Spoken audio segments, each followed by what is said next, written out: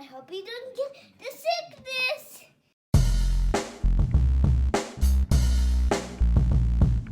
My boy Kurt is a stay-at-home dad, watching Disney movies he never had. His daughter digs through all the VHS, crushing the classics in a princess dress. Informed like Scuttle, Kurt's got your ticket, making it real like Jimminy Cricket.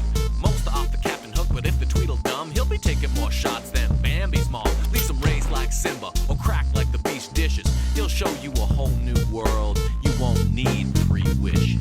Stay-at-home Disney dad.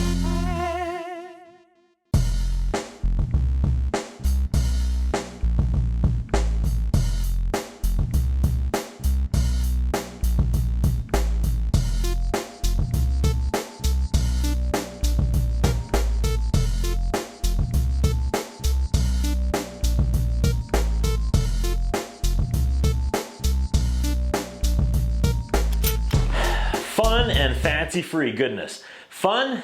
Maybe. Fancy? Sure. Free? Oh no, my friends, there's a scene in here that comes at a cost. A scene that takes more from your childhood than the rest of this movie gives back. We'll get to how deep you need to repress the visuals and just the very idea of your cartoon friends slowly starving to death in a bit here, but for now, let's take it from the top. When my daughter finally randomly chose this VHS from the bin, it was a shoulder shrug for me. I was expecting like a Melody Time, like dated collection of random cartoons, and I wasn't really wrong. But it wasn't until the second of the 2 cartoons started that I was struck with this dark, unsettled feeling. But once again, we'll get into that in a second. Sorry, I want to pull that band-aid off early, but I'll do it properly, I'll do it in order. Fun and fancy-free starts with our old pal, Jimminy Cricket, as he floats downstream using a leaf as a canoe, singing about being fun and fancy-free. Wait a minute, fun and fancy-free? That's the title of this movie. I see what's happening here, Jimminy. He returns home, he sees a sad doll and a teddy bear and tells us they are not fun and fancy-free. Hey Jimmy, that dead horse called. It said, quit beating me. Jimminy fires up a record player and our first story begins. Great animation of a newspaper flipping open. What year was this? 1947? Impressive. First story is about Bongo, a circus bear. Old Bongo entertains the crowd, but as soon as he steps behind the curtain, he's shackled and chained and kept in a cage. Yep. Life of a performer, bud. Bongo craves freedom, and one afternoon he escapes from the circus train and happily unicycles into the forest decked out in his fanciest maroon vest, bow tie, and Shriner's hat. Good luck in the wild, Bongo. She's gonna be a bumpy ride. An early version of Chip and Dale mock him, and rightfully so. He befriends the animals, and it's time for a passing of the time montage. Suddenly it's dark, the trees inexplicably come to life and sleepily yawn, then go back to sleep. Terrifying and confusing. Didn't they just wake up? Perhaps it's time to check some blood sugar levels. Okay, at night the bugs come out, which poses a problem as Bongo is a bear that is deathly afraid of bugs. He tries to pedal away from the bugs using his metal unicycle in a lightning storm, and the animators have some fun here. The next morning he's cranky and he fails as a hunter. He's so cranky and hungry. Oh sweetie, that's not hunger. Wait another like 20 minutes and your pal Donald will show you what real hunger looks like. He spots a female bear in a waterfall. Her body language would suggest that she is also of the fun and fancy-free variety. Her name is Lulu Bell. They rub noses and their noses become a heart. Another montage, a love one this time, that ends with them making out while the rest of the bears make a circle around them, hoping the show escalates, I guess. That Bongo wants a performer. Oh, it's a performer. Then some alpha male bear named Lumpjaw comes and takes Lulu Bear. Them's the breaks, Bongo. The bears sing a song about how you have to fight other bears to get the attention of the female bears. And here comes the song. A full song about how a girl bear likes to be slapped. Like, I can't even. The lyrics are, every deer and dove has a way of making love, but a bear likes to say it with a slap. This is happening on my television. A Disney song about slapping females. Bongo unicycles up to his former lover and winds up to slap her. He winds up to slap her in the face.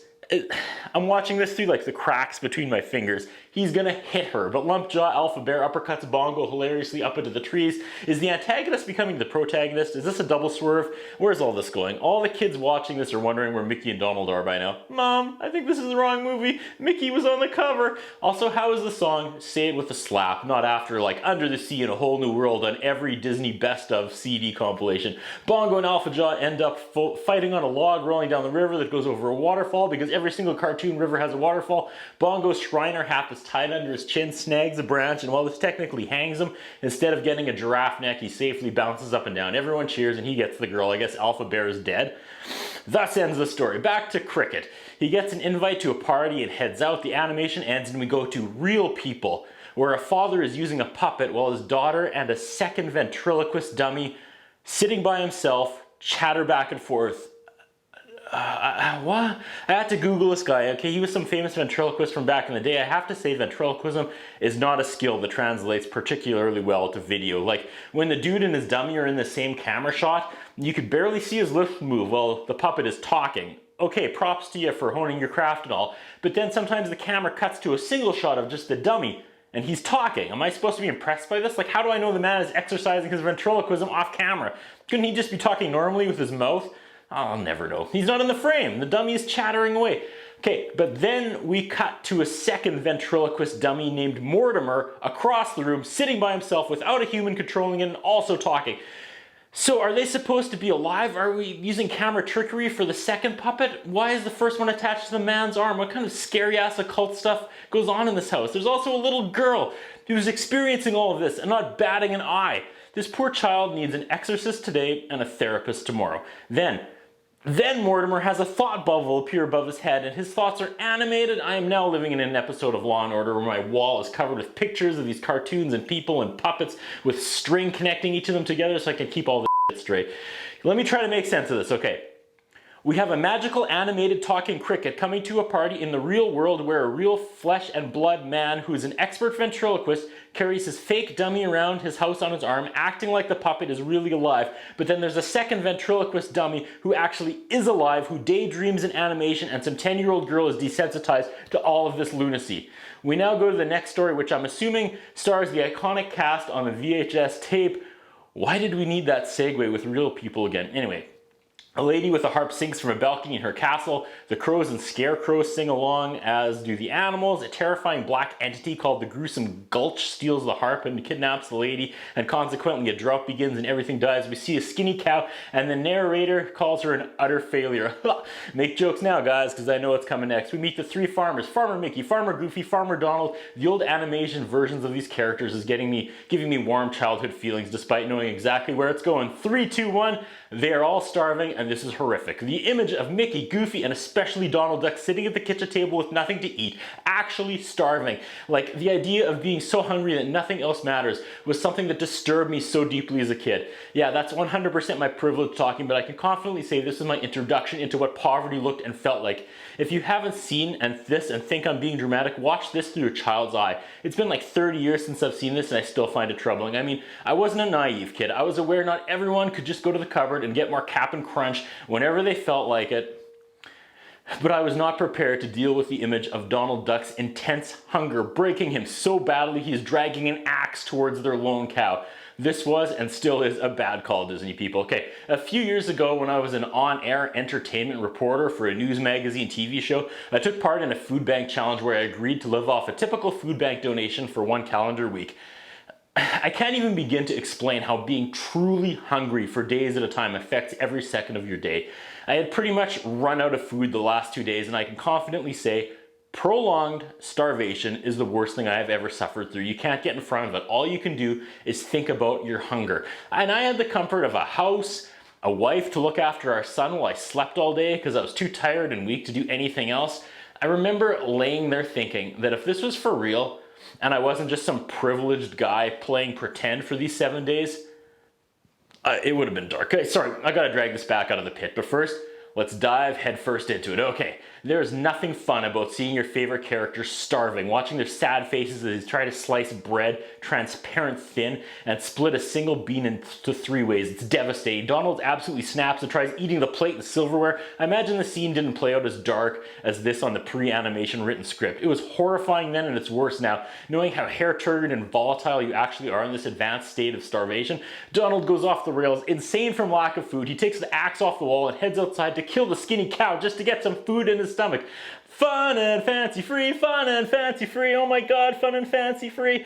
This scene with insane starving axe wielding Donald is so far over the line of anything a child needs to see or try to comprehend, but we continue. Goofy and Mickey stop him and the narrator reminds us again, they have gone weeks without food. This is some heavy shit for a kid. We cut back to the real people and possessed dolls, and I still don't know what's supposed to be real or not here, but after that last scene, This nightmare is a welcome change of pace. I'm 100% confident this was added in post as like a way to soften the last scene. Yeah, thank you, dolls from Hades. You can have my soul, just don't send me back to the farm where Mickey Mouse is slowly dying as his insides cannibalize themselves.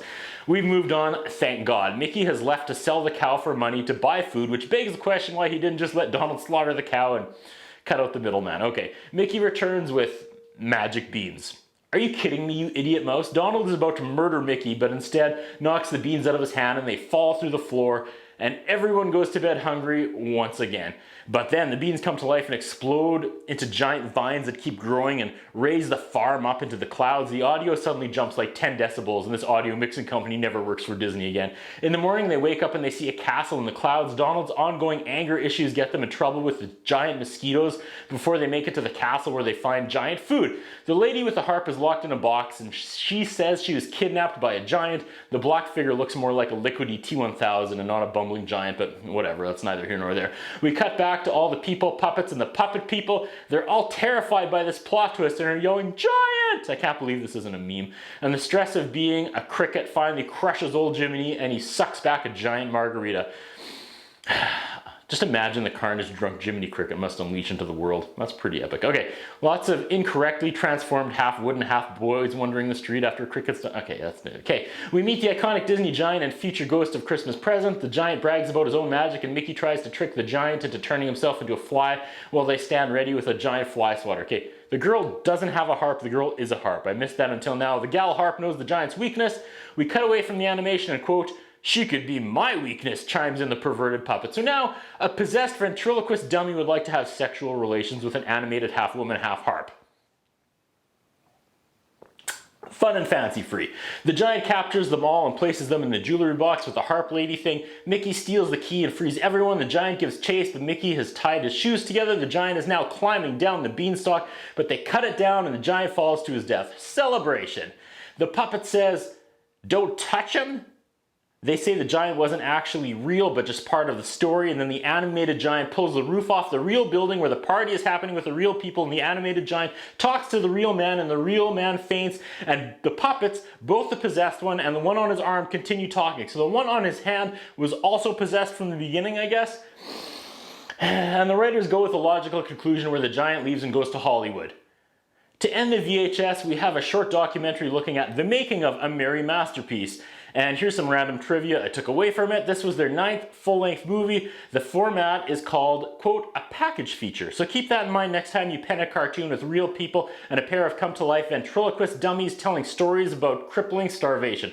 That's a package feature. This was a thrown-together project created during the World War II era that helped fund their future smash hit Cinderella. Animator Ward Kimball looks like he wants to take Marty McFly back to the future. I was a little unclear on this part, but this is technically part of the unofficial Mickey vs. the Giant trilogy. Mickey also goes to battle with him in the Brave Little Tailor short, as well as a third time. Hilarious sequence of quick alternating Walt Disney still pictures making him look like a South Park animation. Before the editors had their way with the movie, there was a complete scene with Mickey selling the cow to Queen Minnie. Both Bongo and Mickey and the Beanstalk were supposed to be individual full-length releases, but World War II stalled both shorts, and Disney Studios were commandeered to produce only pro-war films. Can you imagine living in that world? Sorry, Avengers vs. X-Men vs. Fantastic Four with Spider-Man Part 7's production has unfortunately stalled as the studio now needs to use their resources to produce pro-war propaganda. The little girl was Luana Patton, who also starred in the infamous Song of the South movie and died of respiratory failure, which usually is caused by an overdose. In her 50s, there's an updated version of Fun and Fancy Free where the cutaway segments have replaced the male ventriloquist and his puppet with Sherry Lewis and Lamb Chop. How can I see that? And finally, this was the last movie Walt Disney himself ever voiced Mickey Mouse for. That was a lot to take in. Okay, there's a Disney learning, adventure, reading, and math fun interactive DVD as well that has math and work problems intercut with scenes from various Disney movies. And guess what? One of the clips they use is, you gotta be kidding me. What does 2 + 2 equal? Dead childhood. That's what I think about. What do you think? What we have is a concern about Curtis Anderson. His interviewing style is not the best. His personal appearance is not the best. I was wondering if the man has some kind of a